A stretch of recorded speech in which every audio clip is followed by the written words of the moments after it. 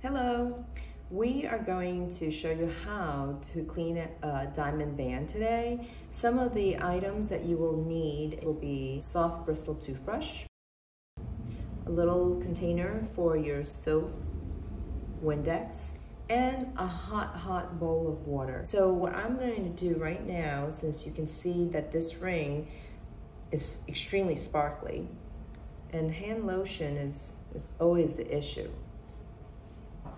Now this has a lot of lotion in there, so you really need to brush this off.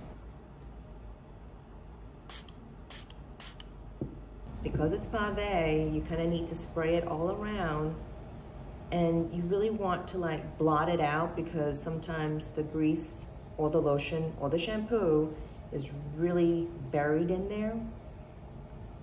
So by doing it twice or 3 times, rinse it under the hot water, take it back out, give it another spray, brush it gently, rinse it out again, and you can see from the profile how clean this is. Look how bright it is again. That's the way it's supposed to appear.